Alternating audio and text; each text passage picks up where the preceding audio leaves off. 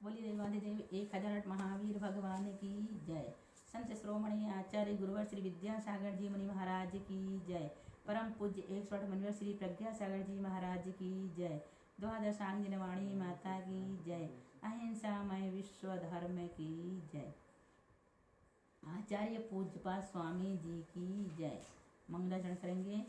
यशस्वयं स्वभावाप्तिरभावे कृष्ण कर्मणा तस्मै संज्ञा रूपाय नमोस्तु परमात्मने। 11वें नंबर का श्लोक देखें। श्लोक इसमें संसार में जीव किस तरह घूमता है ये बताया जा रहा है। संसार में जीव किस तरह घूमता है।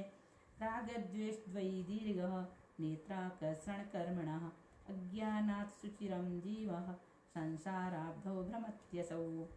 राग द्वेष द्वयी दीर्घ नेत्राकर्षण कर्मणः अज्ञानात् सुचिरं जीवः संसाराब्धौ भ्रमत्यसौ।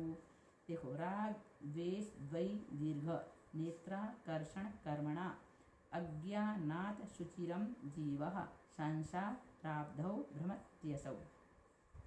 जीव मीन्स क्या होता है? जीव, संसारी जीव। संसाराब्धौ मीन्स इस संसार समुद्र में, संसाराब्धौ मीन्स इस संसार समुद्र में अज्ञानात् अज्ञान से जीव संसारी प्राणी इस संसार में समुद्र में अज्ञान से, अज्ञानात् मीन्स अज्ञान से, सुचिरम अनादिकाल से। सुचिरम मीन्स क्या होता है? अनादिकाल से। राग द्वेष द्वयी दीर्घ, राग द्वेष रूपी दो मथानी की, राग द्वेष रूपी दो मथानी की नेत्राकर्षण कर्मणा रस्सी को खींचने की तरह, राग द्वेष रूपी दो मथानी की रस्सी को खींचने की तरह भ्रमति असौ घूमता है। मथानी का उदाहरण दिया जा रहा है यहाँ पर। सारे उदाहरण याद करना, कहाँ कहाँ कौन कौन से उदाहरण दिए जा रहे हैं ना। क्या बता रहे हैं यहाँ? संसारी प्राणी इस संसार समुद्र में अज्ञान से अनादिकाल से राग द्वेष रूपी दो मथाने की रस्सी को खींचने की तरह, दो रस्सी होती है मथाने में, ऐसे खींचा जाता है, घूमता है। कितनी अच्छी बात कह रहे हैं। चिरकाल से यह जीव अज्ञान के द्वारा संसार समुद्र में राग द्वेष रूपी दो रस्सियों से मथाने की तरह घूम रहा है, अर्थात वह भ्रमण कर रहा है। राग द्वेष के कारण से यह संसारी जीव क्या कर रहा है? राग द्वेष रूपी दो रस्सियों से मथाने की तरह घूम रहा है। कब से? चिरकाल से। कौन? यह जीव। किसके द्वारा? ज्ञान के द्वारा। कहाँ घूम रहा है? संसार समुद्र में। कैसे घूम रहा है? राग द्वेष रूपी दो रस्सियों से मथाने की तरह घूम रहा है। श्लोक से समझ में आ गया, स्पष्ट है। अब 12वें नंबर का श्लोक देखो। कोई ना कोई विपत्ति मौजूद ही रहती है। विपद भव पदावर्ते अधिके वाति वाह्यते यावत् भवत्यन्या प्रचुरा विपदा पुरा। विपद भव परावर्ते अधिके वाति वाह्यते यावत् भवत्यन्यः प्रचुरा विपदा पुरा। विपद भव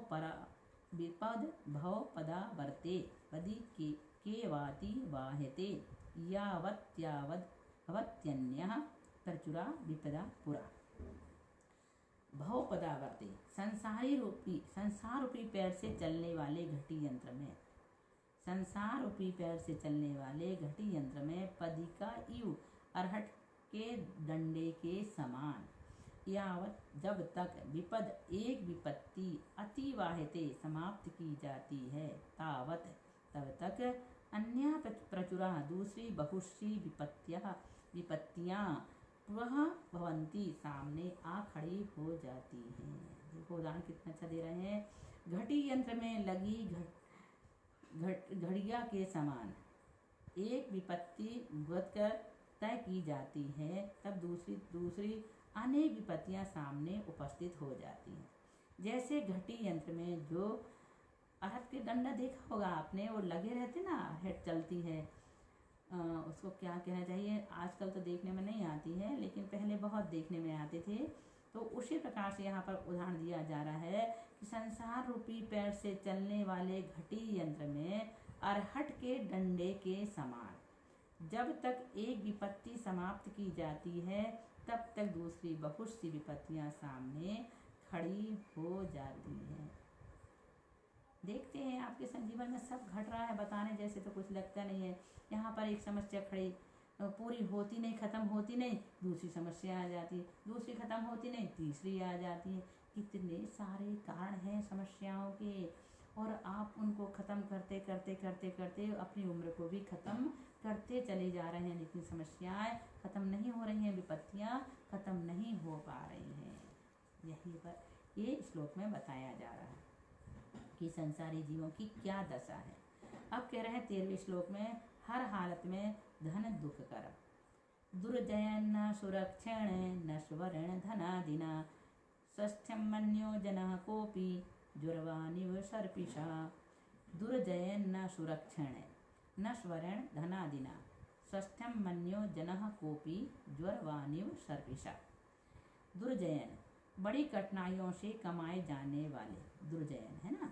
असुरक्षण सुरक्षित ना रहने वाले, नश्वरण विनश्वर, धनादिना धन पुत्रादिकों के द्वारा, स्वस्थम अपने आप को स्वस्थ सुखी, मन्यः मानने वाला, कह अपि जनः कोई भी मनुष्य, कह अपि जनः, जनः मीन्स मनुष्य, कोई भी मनुष्य, सर्पिषा घी खाकर, सर्पिषा मीन्स घी खाकर, ज्वरवान इव ज्वर से पीड़ित मनुष्य की तरह मूर्ख होता है। कहते ना ज्वर में घी नहीं खाना चाहिए, यदि खाए तो कैसा होगा, मूर्ख होगा।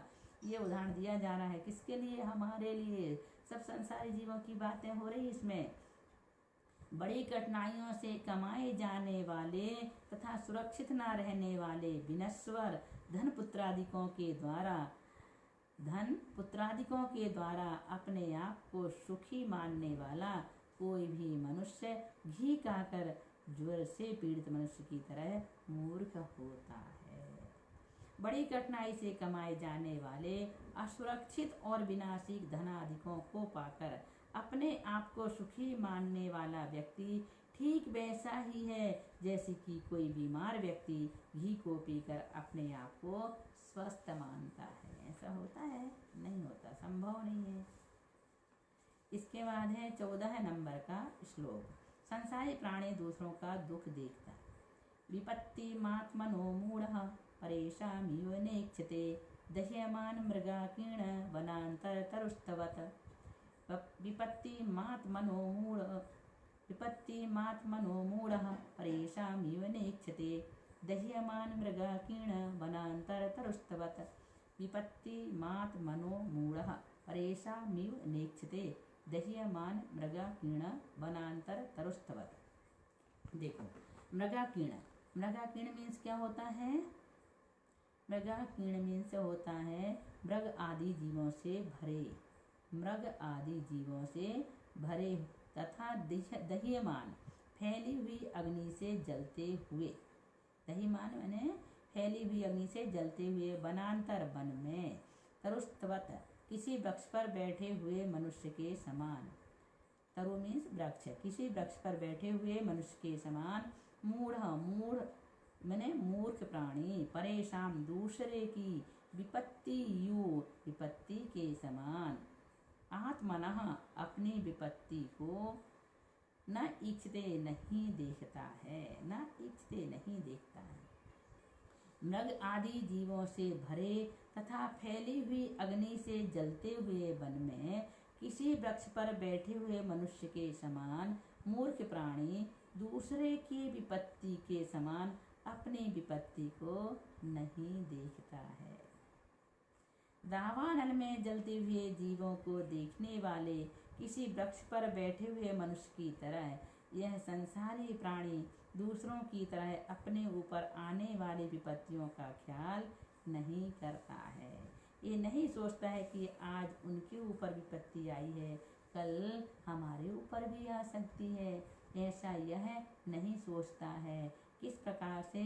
जैसे कि दावानल में जलते हुए जीवों को देखने वाले किसी वृक्ष पर बैठे हुए मनुष्य की तरह। वह वृक्ष कहाँ बैठा है? वह मनुष्य एक वृक्ष पर बैठा है और जलती हुई अग्नि को देख रहा है। क्या करता है और ये नहीं सोचता कि विपत्ति मेरे ऊपर भी आएगी। इसी प्रकार से ये संसारी प्राणी भी ऐसे ही कर रहा है, देख रहा है लेकिन ये नहीं समझता और उसे छोड़ने का प्रयास भी नहीं करता। 15 नंबर का श्लोक है, लोभी को धन इष्ट है, आयुर्वृद्धि क्षयोत्कर्ष हेतुम कालस्य निर्गमम, वांछताम धनिनामिष्टम जीवितात सुतराम धनम। आयुर्वृद्धि क्षयोत्कर्ष हेतुम कालस्य निर्गमम, वांछताम धनिनामिष्टम जीवितात सुतराम धनम। देखो, कालस्य निर्गमम यानी समय के व्यतीत होने को, आयुर्वृद्धि आयु के क्षय और क्षयोत्कर्ष हेतु धन की वृद्धि का कारण, वांछताम धनिनम मानने वाले धनवान पुरुषों को, सुतराम अच्छी तरह, जीवितात अपने जीवन से भी, धनम इष्टम धन का पाना इष्ट है। समय के व्यतीत होने को, आयु के क्षय और धन की वृद्धि का कारण मानने वाले धनवान पुरुषों को अच्छी तरह अपने जीवन से भी धन का पाना इष्ट है। बताओ, अभी इस समय जो स्थिति चल रही है ना देश की, लोग कहते हैं यदि लॉकडाउन बना रहा तो देश की अर्थव्यवस्था गड़बड़ा जाएगी। अरे जान है तो जहान है, क्या कर लोगे अर्थव्यवस्था को सुधार कर, जीवन ही नहीं रहा तो। इसलिए अपनी सुरक्षा घर में रह कर के करें, लेकिन लोगों को क्या है, अपने जीवन से ज़्यादा धन प्रिय है। यहाँ पर यही बात तो कही जा रही है कि काल का बीतना आयु क्षय तथा धन वृद्धि में कारण है। लोभी व्यक्ति चाहता है कि जितना काल बीतेगा उतनी ही ब्याज की बढ़ोतरी होगी, किंतु वह नहीं समझता है कि उसका जीवन घट जाएगा, क्योंकि इसे जीवन से ज़्यादा धन इष्ट है। बहुत बढ़िया, इस प्रकार से ये 15 श्लोक यहाँ पर पूर्ण हुए। अब हम आपको इसके बाद पढ़ाएंगे। बोलिए महावीर भगवान की।